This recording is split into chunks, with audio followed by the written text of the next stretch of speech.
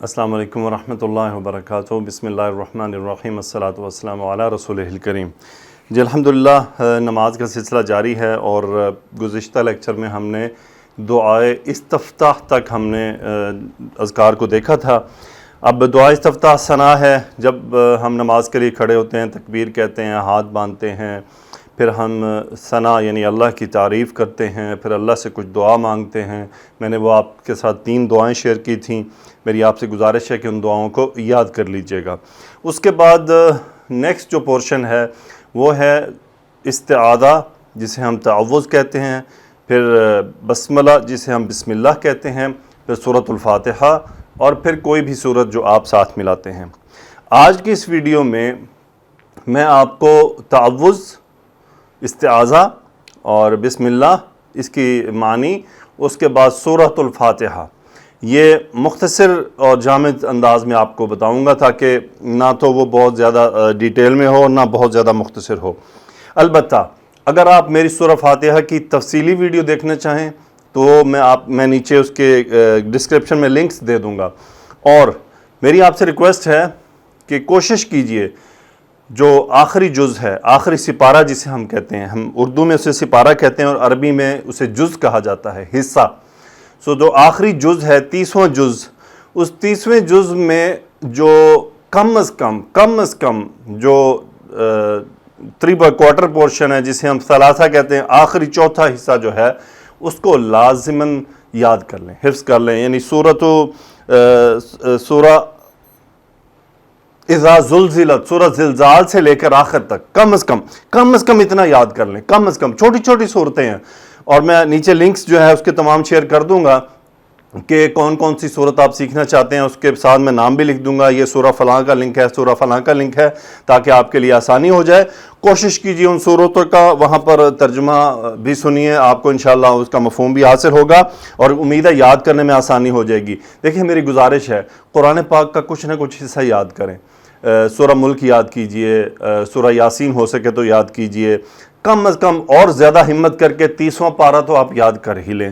سورہ بقرہ کا آخری رکوع یاد کر لیجئے، سورہ آل عمران کا آخری رکوع یاد کر لیجئے۔ ایسا نہیں ہم یاد نہیں کر سکتے، ہم سب یاد کر سکتے ہیں، اللہ نے ہمیں بڑا ذہن دیا ہے، لیکن اگر قرآن کو یاد کرنا ہے تو پھر ایک کام آپ کو کرنا ہوگا، 3 چیزوں کی حفاظت کرنی ہوگی۔ آپ 3 چیزوں کی حفاظت کر لیں، قرآن یاد ہونا شروع ہو جائے گا۔ یہ نسخہ سمجھ لیں میری طرف سے، 3 باتوں کی حفاظت آپ کیجئے، قرآن آپ کے دل میں اترنا شروع ہو جائے گا، یاد بھی ہوگا، سمجھ بھی آئے گا۔ وہ 3 چیزیں کیا ہیں؟ آنکھ، اس سے برا نہ دیکھیں، برائی نہ دیکھیں، نامحرم کو نہ دیکھیں، غلط چیز نہ دیکھیں۔ دوسری چیز کان، ان کانوں سے غیبت نہ سنیں، جھوٹ نہ سنیں، موسیقی نہ سنیں، موسیقی نہ سنیں۔ یہ جو ہم کہتے ہیں نا، ہمیں دلوں قرآن سے وہ مزہ نہیں آتا، قرآن کا مزہ تب آئے گا جب ہمارے کان موسیقی سننا بند کریں گے۔ ہمارے کان موسیقی سے آشنا آئے، قرآن کہاں مزہ دیتا ہے؟ کہ علم جو ہے وہ ایسے دل میں داخل نہیں ہوتا جہاں گناہوں کی پرچھائیاں موجود ہوں، اور قرآن اللہ کا نور ہے۔ یہ نور وہاں کیسے جا سکتا ہے جہاں پہلے سے ہی اندھیروں نے جو ہے وہ ظلمتوں نے اپنے ڈیرے ڈالے ہوئے ہیں؟ ظلمتوں کو نکالنا پڑے گا، دلوں کو زنگ لگتا ہے۔ کمال تھے صحابہ، رسول اللہ صلی اللہ علیہ وسلم نے فرمایا کہ دلوں کو زنگ لگتا ہے۔ صحابہ نے آگے سے سوال کیا، اچھا ہم جیسا کوئی سائنسدان ہوتا نا، جو آج کل ہم لوگ ہیں، ہم کہتے ہیں یہ دلوں کو زنگ کیسے لگتا ہے، ہمارے سوال اس قسم کے ہوتے، لیکن کمال ہے صحابہ بھی کیسے لوگ تھے۔ انہوں نے فوراً سے رسول اللہ صلی اللہ علیہ وسلم سے پوچھا کہ یا رسول اللہ صلی اللہ علیہ وسلم، تو پھر اس کا علاج کیا ہے؟ یعنی دلوں کو زنگ لگتا ہے تو اس کا علاج کیا ہے؟ آپ نے فرمایا اس کا علاج ہے قرات کی کثرت کرنا، کثرت قرات، تلاوت کی کثرت کرنا، بہت زیادہ تلاوت کرنا، قرآن کا بہت زیادہ تلاوت کرنا۔ ہم 8 گھنٹے 6 گھنٹے کا کرکٹ میچ دیکھ سکتے ہیں، 2 گھنٹے 2.5 گھنٹے کی موویز دیکھ سکتے ہیں۔ آج کل تو ماشاءاللہ ارتغرل دیکھا جا رہا ہے، اور مجھے پتہ چلتا ہے لوگ صبح ارتغرل دیکھنا شروع کرتے ہیں اور شام تک ارتغرل ہی چلتا ہے۔ آپ صبح سے شام تک ارتغرل دیکھ سکتے ہیں، آپ صبح سے شام تک کتنا قرآن پڑھ سکتے ہیں، آپ صبح سے شام تک کتنے نوافل ادا کر سکتے ہیں، کتنا ذکر کر سکتے ہیں۔ یہ ہماری دلچسپی کی باتیں ہیں. میں ارطغرل کی مخالفت نہیں کر رہا، انشاءاللہ زندگی رہی تو میں ارطغرل پر بات کروں گا، ضرور بات کروں گا. بہرحال آج کا موضوع وہ نہیں ہے. بہرحال مقصد یہ ہے قرآن یاد کیجئے، اور قرآن یاد کرنے کے لیے میں نے آپ کو جو 3 چیزیں بتائی ہیں، تیسری زبان سے نہ جھوٹ، نہ غیبت، نہ برائی، نہ چغلی، نہ فساد پھیلانا ہے. 3 کام، آنکھ، کان اور زبان. یہ 3 چیزیں جب آپ بچا لیں گے نا، ان 3 چیزوں کے بچنے کا اثر آپ کے دل پر ہوگا. یہ دل کے اوپر جو حفاظت ہے نا، دیکھیں سب سے زیادہ آنکھ ہے جو دل کو خراب کرتی ہے. سب سے زیادہ تیزی سے جو ہمارے دل کو تباہ کرنے والی چیز ہے وہ آنکھ ہے. ہم آنکھ سے جو دیکھتے ہیں اس کا ڈائریکٹ امپیکٹ ہمارے دل پر چلتا ہے. اور پھر اس کے بعد کان کمزور ہیں اس معاملے میں، دل کے اوپر اثر ڈالنے میں. زبان اس کی نسبت کمزور ہے. ٹاپ نمبر پہ آنکھ ہے جو ہمارے دل کو تباہ و برباد کر دیتی ہے، اندر کے جو بسے ہوئے جو ہمارے نور ہیں ان کو بجھا دیتی ہے، ان کی شمع بجھا دیتی ہے. یہ 3 اعضاء ایسے ہیں جو دل کے اندر جلتی ہوئی شمعوں کو بجھا دیتے ہیں. یہ ہوائیں ہیں، گناہوں کی ہوائیں جب یہاں سے دل میں داخل ہوتی ہیں تو وہ تمام شمعیں بجھا دیتی ہیں. ان شمعوں کو ان ہواؤں سے بچانا ہمارا کام ہے. معذرت، بات شروع کرنے سے پہلے تھوڑی سی آپ سے بات ہوئی. یہ نصیحت میرے لیے پہلے ہے، پھر آپ کے لیے ہے. اشرف علی تھانوی رحمۃ اللہ علیہ فرمایا کرتے تھے کہ جب بھی جو واعظ ہو اسے چاہیے کہ وہ جب کوئی بات کر رہا ہو تو پہلے نظر وہ اپنے اوپر رکھے، اپنے دل پر رکھے، اپنے دل سے سوال بھی کرتا رہے کہ تم نے بھی یہ کرنا ہے. انشاءاللہ میں بھی آپ کے ساتھ ہوں اس کام کو کرنے میں. بہرحال سب سے پہلی چیز استعاذہ،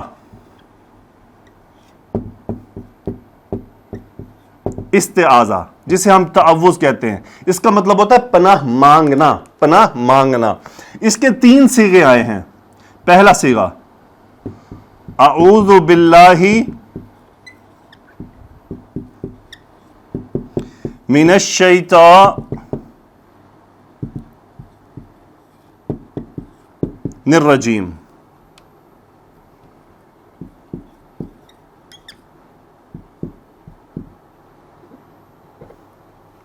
دوسرا صیغہ اعوذ باللہ السمیع العلیم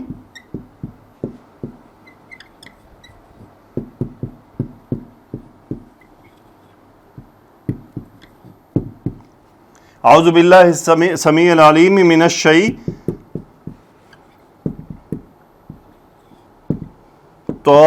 الرجیم. تیسرا صیغہ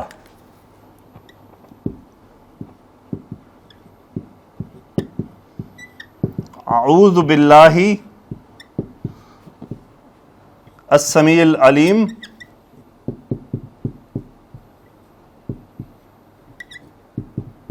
اعوذ باللہ السمیع العلیم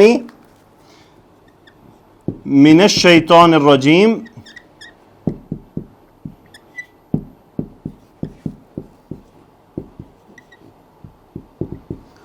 من ہمزہ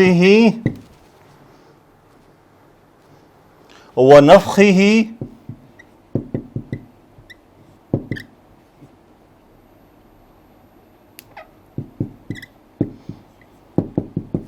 ونفثہ. یہ 3 صیغے استعمال ہوئے ہیں تعوذ میں، جو ہم ثنا اور اس کے بعد دعا میں نے آپ کو سکھائی تھی. اس کے بعد ہمیں یہ 3 میں سے کوئی بھی آپ سلیکٹ کر لیں. یہ بہت زیادہ مشہور ہے. میں آپ کو پہلے کا کر دوں گا تو باقی میں آسانی ہو جائے گی. اعوذ، ہم عین واو دال مادہ ہے. اعوذ اس میں فعل چھپا ہے انا، اس کا مطلب ہوتا ہے پناہ مانگنا. اعوذ انا فاعل، اس کا میں پناہ مانگتا ہوں. کس سے پناہ مانگتا ہوں؟ جس کی پناہ میں آنا ہوتا ہے. وہ با حرف جر کے ساتھ آتا ہے اور وہ اگلے کو مجرور کر دیتا ہے. اعوذ باللہ، میں پناہ میں آتا ہوں کس کے؟ اللہ کے. کس کی پناہ یعنی کس کے شر سے بچنا چاہ رہے ہیں ہم؟ وہ جس کے شر سے بچا جاتا ہے وہ من سے آتا ہے. اعوذ باللہ، میں پناہ میں آتا ہوں اللہ کی، من الشیطان، شیطان سے. من حرف جر، شیطانی جر چلا گیا، اور الرجیمی یہ اس کی صفت ہے، یہ اس کو فالو کر رہی ہے، یہ بھی مجرور ہے. تو شیطان موصوف ہے. اعوذ باللہ من الشیطان الرجیم، میں پناہ میں آتا ہوں اللہ کے، من الشیطان الرجیم، شیطان مردود سے. رجیم ہوتا ہے رجم کیا ہوتا، رانگہ درگاہ کیا ہوا، مردود ہے، وہ اللہ کی رحمت سے دور ہے، لعنت پھٹکار پڑی ہوئی ہے اس پر. اچھا، اس کا بڑا اہم ترین مسئلہ ہے. کیوں یہ ہم نے کہنا ہے؟ یہ ہم نے اس لیے کہنا ہے کہ اب جب ہم قرآن کی قرات کریں گے تو وہ شیطان ہمارے وسوسے نہ ڈالے. لیکن پرابلم کیا ہوتی ہے؟ آپ نے اور میں نے غور کیا، جب ہم نماز شروع کرتے ہیں طرح طرح سارے وسوسے اس وقت پہنچ جاتے ہیں، ہر بات پہنچ جاتی ہے. تو اس کا مطلب شاید یہ ہے کہ ہم اس وقت جب یہ کہہ رہے ہوتے ہیں تو ہم کنیکٹڈ نہیں ہوتے. ہمیں کنیکٹ ہونا ہے. دیکھیں وہ میں نے آپ کو دعائیں سکھائی تھی نا، میں پھر ریپیٹ کر دوں. اللہم باعد بینی و بین خطایای کما باعدت بین المشرق والمغرب، اللہم نقنی من خطایای کما ینقی الثوب الابیض من الدنس، اللہم اغسلنی من خطایای بالثلج والماء والبرد. اس کے بعد یہ تعوذ پڑھنا. دوسرا تعوذ کیا ہے؟ سیم ہے اعوذ باللہ من الشیطان الرجیم، سیم. اس میں اضافہ کیا ہوا ہے دو کا. اب یہ اللہ کی صفات ہیں اسی لیے دونوں مجرور ہیں، دو صفات. اعوذ باللہ، پناہ میں آتا ہوں اللہ کی، جو کیا ہے؟ سمیع ہے، سننے والا ہے، وہ علیم ہے اور جاننے والا ہے، خوب جاننے والا ہے، خوب سننے والا ہے. من الشیطان الرجیم، شیطان مردود سے. تیسری سیم یہاں تک اس میں اضافہ جو ہے وہ ہے، یہ بہت امپورٹنٹ الفاظ ہیں، اللہ کرے ہم ان کو یاد کر پائیں. من ہمزہ، ہمزن کہتے ہیں جی جنون کو، دیوانگی، انسان کے اندر جنون، دیوانگی. یہ جنون دیوانگی کیا ہے؟ یہ جو شیطان کا لمس ہوتا ہے، آپ دیکھتے ہیں نا کسی کو جن جو ہے وہ ڈسٹرب کرتے ہیں بعض لوگوں کو، تو وہ کیا ہے؟ وہ اپنے جنون، اس پہ جنون دیوانگی چڑھا دیتے ہیں. من ہمزہ مرکب اضافی ہے، من نے حمزی کو جر کر دیا، من حمزہ، اس کی جنونگی سے. اور یہ ہار ریورٹ ہو رہا ہے کس کی طرف؟ شیطان کی طرف. من حمزہ، اس کی دیوانگی سے. ونفخہ، ونفخی، نفخ کہتے ہیں جی تکبر کو، وہ جو دل میں تکبر ڈالتا ہے. ونفخہ، اور اس کے تکبر سے. نفخی جر چلا گیا، واو عطف ہوا مین کی وجہ سے، ومن نفخہ، اور اس کے تکبر سے وہ جو ہمارے دل میں ڈالتا ہے. ونفثہ، نفثن کہتے ہیں جادو، پھونک والا، جادو والا پھونک. جیسے نا سورہ فلق میں نفاثات، نفاثاتن، پھونک مارنے والیاں. کون سی پھونکیں؟ ایسے پھونکیں نہیں مارنے والیاں، بلکہ جو جادو، کالا جادو، سحر کے ذریعے جو پھونکیں مارتی ہیں وہ. سو من نفثہ، اس کی پھونک سے. اور وہ پھونک کون سی ہے؟ وہ پھونک اس کی جادو والی پھونک ہے. اعوذ باللہ السمیع العلیم من الشیطان الرجیم من حمزہ ونفخہ ونفثہ. من حمزہ ونفخہ ونفثہ، تینوں یہ جو آپ کے ساتھ میں نے تعوذ شیئر کی ہیں، یہ تینوں احادیث میں موجود ہیں. اس کے بعد جو نیکسٹ ہے وہ بسم اللہ. اس بسم اللہ کو عربی میں آپ کے سامنے لکھتا ہوں کیا کہتے ہیں.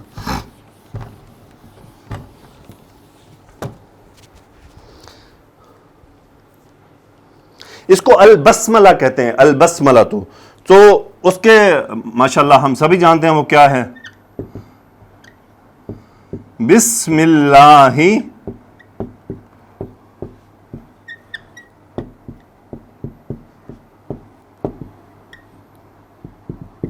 بسم اللہ الرحمن الرحیم.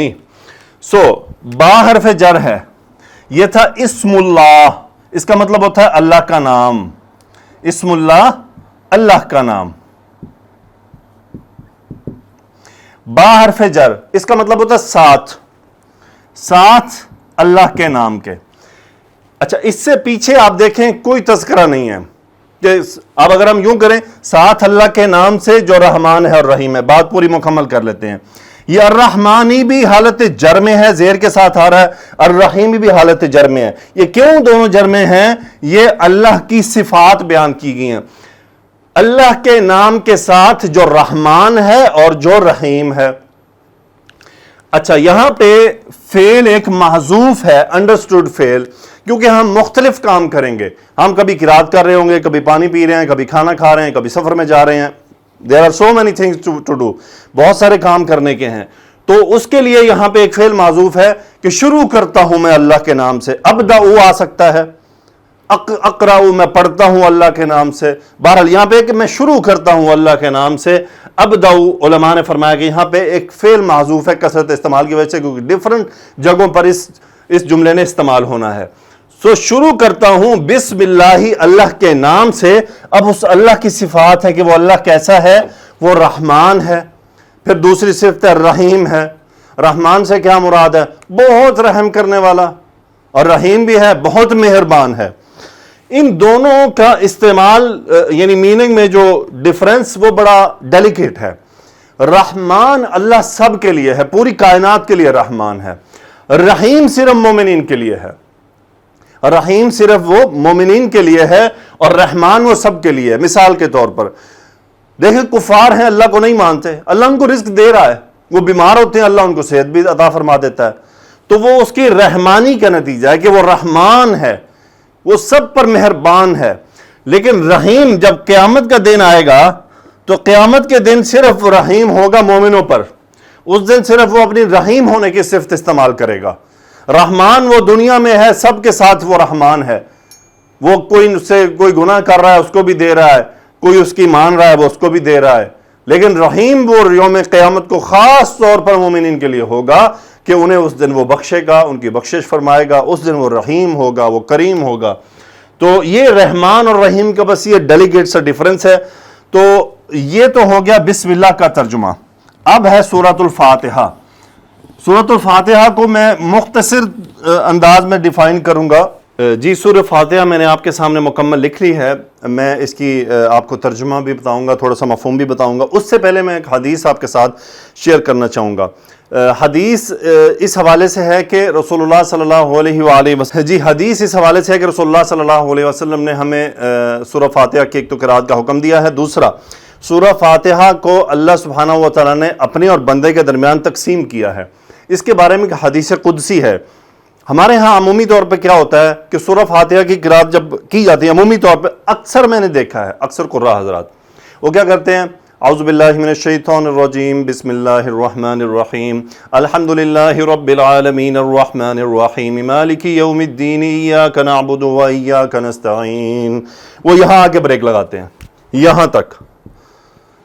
قربان جائیں، ویسے ٹھیک ہے، جائز ہے، بالکل جائز ہے، کوئی اس میں لیکن کچھ آداب بھی ہوتے ہیں قرات کے، کچھ معاملات، کچھ حدیث کو بھی دیکھا جاتا ہے کہ رسول اللہ صلی اللہ علیہ وسلم کیا فرما رہے ہیں، رسول اللہ صلی اللہ علیہ وسلم کی قرات کا انداز کیا تھا. پاکستان میں نے جتنی مساجد میں نماز پڑھی ہے، اکثر میں دیکھیں یہ غلط نہیں ہے، میں اس کو غلط نہیں کہہ رہا، لیکن وہ اور عرب میں بھی کچھ ایسا ہی ہے 50%، لیکن عرب میں پھر بھی مختلف میں نے پائے ہیں کہ وہ آرام سے رک کر پڑھتے ہیں. مفتی تقی عثمانی صاحب کا غالباً ایک دفعہ میں بیان سن رہا تھا اسی نماز کے بارے میں کافی سال پہلے. اس دن سے یہ میں نے عادت اپنائی تھی. انہوں نے فرمایا کہ اللہ سبحانہ و تعالیٰ کی جو حدیث قدسی ہے، رسول اللہ صلی اللہ علیہ وسلم جو ہمیں فرمائی ہے، اس حدیث قدسی میں ہر آیت کے اینڈ پر اللہ ایک بات فرماتے ہیں، اور ہم کیا کرتے ہیں، ہم یہاں سے شروع کرتے ہیں اور بس آخر تک کھینچ لاتے ہیں. ہمیں چاہیے ہم آرام سے پڑھیں، رک کر پڑھیں. میں حدیث شیئر کرتا ہوں آپ کے ساتھ. رسول اللہ صلی اللہ علیہ وسلم نے فرمایا کہ اللہ تعالیٰ فرماتے ہیں، قسمت الصلاۃ بینی و بین عبدی نصفین، میں نے اپنے اور اپنے بندے کے درمیان نماز کو دو حصوں میں تقسیم کیا ہے. فنصفها لی ونصفها لعبدی، اس میں سے نصفها لی آدھا میرے لیے ہے، ونصفها لعبدی اور آدھا میرے بندے کے لیے ہے. ولعبدی ما سأل، اور میرے بندے کے لیے وہ ہے جو وہ سوال کرے گا. قال رسول اللہ صلی اللہ علیہ وسلم اقرأوا یقول العبد، بندہ کہتا ہے الحمدللہ رب العالمین، بندہ کیا کہتا ہے، الحمدللہ رب العالمین. یقول اللہ، اللہ فرماتا ہے، حمدنی عبدی، میرے بندے نے میری تعریف کی. جب بندہ کیا کہتا ہے، الحمدللہ رب العالمین، اور اللہ فرماتا ہے میرے بندے نے میری تعریف کی. اس کے بعد آگے آپ صلی اللہ علیہ وسلم نے فرمایا، یقول العبد الرحمن الرحیم، بندہ کہتا ہے الرحمن الرحیم. ویقول اللہ اثنى علی عبدی، میرے بندے نے میری تعریف بیان کی. یہاں پہ حمد ہے، تعریف، یہاں پہ اللہ کی ثنا بیان کی، یعنی وہ جو صفات ہیں ان کو بیان کیا. اس کے بعد آگے ہے یقول العبد مالک یوم الدین یقول اللہ مجدنی عبدی، بندہ کہتا ہے مالک یوم الدین، اللہ فرماتا ہے کہ میرے بندے نے کیا ہے، مجدنی، میری عظمت، میری بڑائی بیان کی، مجھے بڑا مان لیا۔ اس کے بعد ہے مجدنی عبدی وہذہ الآیۃ بینی و بین عبدی، وہذہ الآیۃ، یہ آیت میرے اور میرے بندے کے درمیان ہے۔ یقول العبد، بندہ کہتا ہے ایاک نعبد و ایاک نستعین فہذہ الآیۃ بینی و بین عبدی۔ اب بندہ جب یہ کہتا ہے نا ایاک نعبد و ایاک نستعین، تو اللہ فرماتا ہے کہ یہ آیت میرے اور میرے بندے کے درمیان ہے، یعنی یہ دونوں میں مشترک ہے، کیونکہ کیا ہے، ایاک نعبد، ہم تیری ہی عبادت کرتے ہیں، و ایاک نستعین، تو تجھ سے مدد مانگتے ہیں۔ فہذہ الآیۃ بینی و بین عبدی ولعبدی ما سأل، اب کیا ہے، وَلِعَبْدِ مَا سَأَلَ، جو اس نے سوال کیا وہ میرے بندے کے لیے ہے۔ یقول العبد، اب بندہ کیا کہتا ہے، اب بندہ سوال کر رہا ہے، اہدنا الصراط المستقیم، اے اللہ ہمیں دکھا سیدھا راستہ۔ پھر کیا ہے، صراط الذین انعمت علیہم غیر المغضوب علیہم ولا الضالین۔ تو وہ حصہ کیا ہے جو اب بندے کا سوال ہے، یہاں سے دعا شروع ہو جاتی ہے، یہ حصہ دعا کا حصہ ہے، یہ پورا یہ دعا ہے۔ اس سے پہلے اللہ کی حمد ہے، اللہ کی تعریف ہے، اللہ کی بڑائی بیان ہے، عظمت ہے۔ تو یہ بتانے کا مقصد یہ تھا، جب قرات کر رہے ہوں نماز میں تو اس بات کو ذہن میں رکھیں، جب میں کہہ رہا ہوں الحمدللہ رب العالمین، تو اللہ کیا کہہ رہا ہے، اللہ کیا فرما رہا ہے، میرے بندے نے حمدنی عبدی، میرے بندے نے میری تعریف کی۔ جب ہم کہتے ہیں الرحمن الرحیم اثنا علی عبدی، میرے بندے نے میری ثنا بیان کی۔ جب ہم کہتے ہیں مالک یوم الدین، تو رب کیا کہتا ہے، مجدنی عبدی، میرے بندے نے میری عظمت، میری بڑائی بیان کی۔ تو جب ہم یہ کہتے ہیں اور اللہ تعالیٰ یہ فرما رہا ہے کہ میرا بندہ میری تعریفیں کر رہا ہے، میری بڑائی کر رہا ہے، تو پھر اللہ کہتا ہے چلو وَلِعَبْدِ مَا سَأَلَ، میرے بندے کے لیے وہ ہے جو وہ سوال کرے گا۔ اور سوال کیا ہے، اہدنا الصراط المستقیم۔ دنیا کی سب سے بڑی اہم ترین چیز ہدایت ہے، باقی سب چیزیں ثانوی ہیں، سب سے اہم ترین چیز ہدایت کا حاصل ہو جانا ہے۔ سب سے بڑا سوال ہدایت کا سوال ہے، سب سے بڑی جو امپورٹنٹ ترین ہماری زندگی اور آخرت جس پہ منحصر ہے وہ ہدایت ہے۔ اللہ سے ہم سب کو ہدایت مانگنی چاہیے۔ بہرحال چلیں ترجمے کی طرف آتے ہیں۔ الحمد، یہ مبتدا ہے، میں زیادہ گرامر کی گہرائی میں نہیں جاؤں گا۔ تمام تعریفیں لام حرف جر للہ، اللہ کے لیے ہیں، یہ تمام تعریفیں صرف ہیں وہ اللہ کے لیے ہیں، اللہ ہی ان تمام تعریفوں کے لائق ہے۔ اب یہ اللہ کی صفت نمبر 1 ہے، وہ اللہ کیسا ہے، اور رب العالمین ہے، مرکب اضافی ہے، ربی جر چلا گیا للہ کے لام کے اثر کی وجہ سے، چونکہ یہ پورا مرکب ہے صفت۔ الحمدللہ رب العالمین، تعریف ہے اللہ کے لیے جو کیا ہے، تمام جہانوں کا رب ہے۔ پھر وہ رب کیسا ہے، الرحمانی، وہ رحمان ہے۔ پھر کیا ہے، وہ رحیم ہے۔ یہ دوسری صفت نمبر 1، صفت نمبر 2، صفت نمبر 3، یہ 3 صفات ہو گئیں کہ رب العالمین ہے، پھر الرحمان ہے، پھر رحیم ہے۔ پھر یہ صفت نمبر 4، مزید کیا، یہ مالکی جر چلا گیا اس لام کی وجہ سے، کیونکہ یہ تمام صفات بیان ہو رہی ہیں اس للہ میں جو اللہ کا لفظ موجود ہے، اسم الجلالہ، مرکب اضافی ہے یہ پورا۔ مالکی یوم الدین، کیسا اللہ ہے، کیسا رب ہے، مالکی یوم الدین ہے، یوم الدین کا مالک ہے، روز جزا کا مالک ہے۔ وہ روز جزا کیا ہے، یہ اللہ نے روز جزا میں خود کو مالک ہونے کے لیے کیوں سیپریٹ کیا، حالانکہ تو اللہ تعالیٰ ہر وقت ہر چیز کا مالک ہے۔ علماء فرماتے ہیں کہ آج کے دور میں یعنی جزوی طور پہ اصل ملکیت اللہ کی ہے، لیکن پھر بھی کوئی بادشاہ ہے، کوئی کسی زمین کا مالک ہے، کوئی گاڑی کا مالک ہے، کوئی چیزوں کا مالک ہے، ایک فرضی ملکیت ہے، لیکن اس دن کوئی مالک نہیں ہوگا کسی چیز کا، کسی چیز کی ملکیت کسی کے انڈر نہیں ہوگی، کوئی بادشاہ نہیں، کوئی زمین کا مالک نہیں، کوئی فلیٹوں کا مالک نہیں، کوئی بلڈنگز کا مالک نہیں، کوئی کسی چیز کا مالک نہیں۔ اس دن رب اکیلا ہوگا، مالک یوم الدین، وہ روز جزا کا مالک ہوگا۔ یوم الدین، دین کا مطلب وہاں پہ لیے گیا جزا، جزا دینے کا دن، یوم الدین ہوگا جس دن جزائیں دی جائیں گی، اس دن وہ اکیلا مالک ہوگا، اس دن اور کوئی دوسرا مالک نہیں ہوگا۔ پھر کیا ہے، ایاک نعبد، عبد یعبد، عبادت کرنا، نعبد میں نحن فاعل موجود ہے، ہم عبادت کرتے ہیں، یہ جملہ کیا تھا؟ نعبدو کا، ہم تیری عبادت کرتے ہیں، کا مفعول ہے، حالت نصب میں ضمیر ہے۔ اب تاکید پیدا کرنی تھی تو کاف شروع میں لایا گیا، جب کاف شروع میں آ گیا تو ہوتا کیا ہے، اب یہ اکیلا پڑھا نہیں جاتا، اس کے ساتھ یہ ضمیر منفصل کہلاتی ہے، وہ بنائی جاتی ہے ایا کا اضافہ کر کے۔ سو ایاک نعبد، دیکھیں نعبد کا ہم تیری عبادت کرتے ہیں، ایاک نعبد کا ترجمے کا ڈیفرنس، ہم تیری ہی عبادت کرتے ہیں، that we don't worship anyone else except you، کہ ہم صرف تیری ہی عبادت کرتے ہیں اور کسی کی نہیں۔ وَإِيَّاكَ نَسْتَعِينُ، سیم ایاک ہے، بس نستعین کو سمجھ لیجیے۔ استعانہ یستعین باب استفعال میں سے آتا ہے مدد چاہنا، مدد مانگنا۔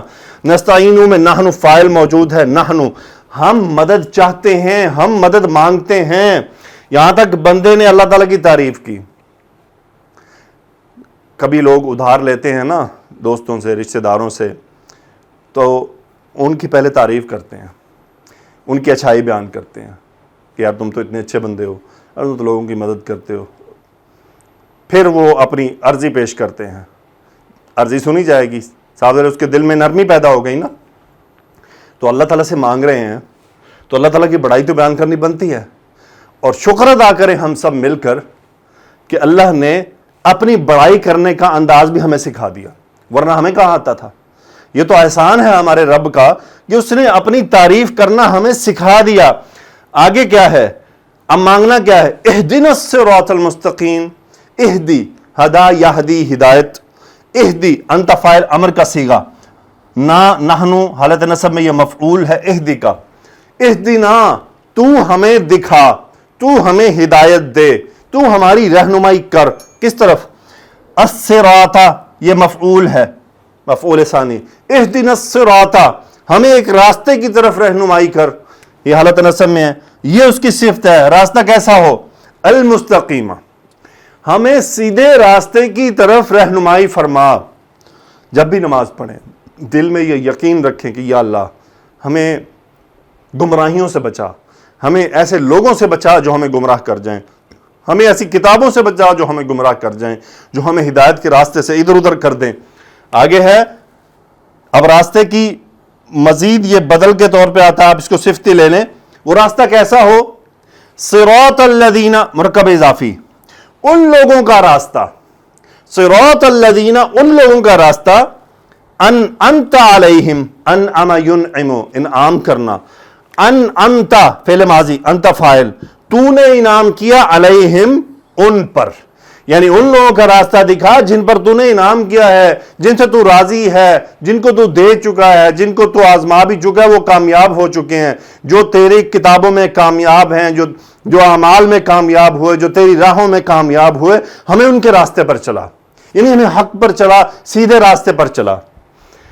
اور وہ کیسے لوگ تھے؟ غیر المغضوبی علیہم، غیر المغضوبی علیہم، نہ ان کا راستہ جن پر تیرا غصہ ہوا، مغضوب علیہ وہ جس پر غصہ کیا جائے، سو نہ کہ ان لوگوں کا راستہ جن پر تیرا غصہ ہوا مغضوب، ولضالین اور نہ ہی ان لوگوں کا، یہ غیرہ کی جگہ پہ ہے ولضالین، ضالون سے حالت نصب میں ہے یہ، ولضالین حالت جر میں، ولضالین اور نہ ہی ان لوگوں کا جو گمراہ ہوئے، ضالون ہوتا ہے گمراہ ہوا، مغضوب ہوتا ہے جس پر غصہ کیا جائے۔ سو ہمیں ان لوگوں کا راستہ نہیں چاہیے جن پر تیرا غصہ ہوا اور جو گمراہ ہوئے، غصہ ہوا یعنی یہ یہودی اور گمراہ ہوئے عیسائی، عیسائیوں کو اللہ تعالیٰ نے خبر دے دی کہ رسول اللہ صلی اللہ علیہ وسلم تشریف لانے والے ہیں، لیکن اس کے باوجود وہ گمراہی کا شکار ہو گئے۔ سو صراط الذین انعمت علیہم، راستہ ان لوگوں کا جن پر تیرا انعام ہوا، غیر المغضوب علیہم نہ کہ ان لوگوں کا جن پر تیرا غضب ہوا، ولضالین اور وہ گمراہ ہوئے، نہ ہمیں ان لوگوں کا راستہ دکھا، یعنی ہمیں ان لوگوں کے راستے سے بچا۔ ایک مفتی صاحب کو میں بیان سننا تھا تو بہت عرصہ پہلے، بہت سالوں پہلے، غالباً 8-9 سال پہلے، بات یاد رہ گئی۔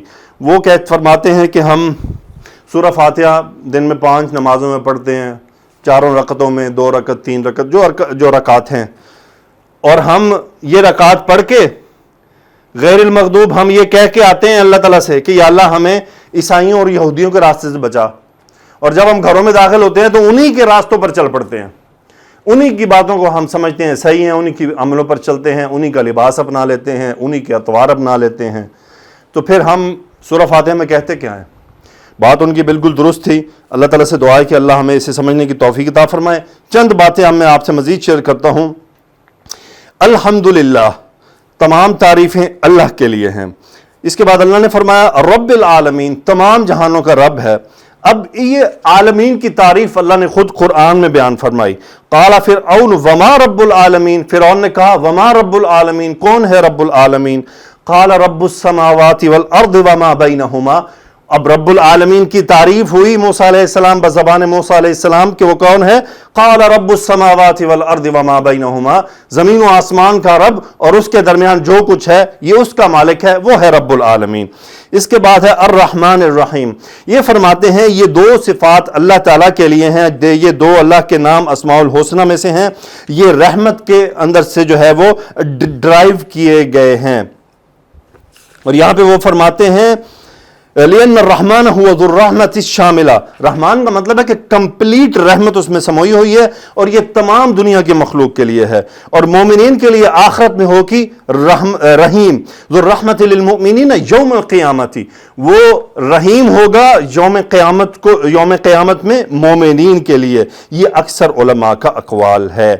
اس کے بعد وہ فرماتے ہیں، ایک روایت انہوں نے لکھی ہے، وہ فرماتے ہیں وَيَدُلُّ لَهُ الْأَثَرُ الْمَرْوِيُّ عَنْ عِيسَىٰ كَمَا ذَكَرَهُ ابْنُ كَثِيرٍ رَحِمَهُ اللَّهُ وَغَيْرُهُ أَنَّهُ قَالَ عَلَيْهِ وَعَلَى نَبِيِّنَا الصَّلَاةُ وَالسَّلَامُ الرَّحْمَٰنُ رَحْمَٰنُ الدُّنْيَا وَالْآخِرَةِ وَالرَّحِيمُ رَحِيمُ الْآخِرَةِ، کہ رحمان جو ہے وہ رحمان الدنیا والآخرہ دونوں کا ہے، لیکن والرحیم رحیم الآخرہ ہے کہ وہ آخرت کا رحیم ہے۔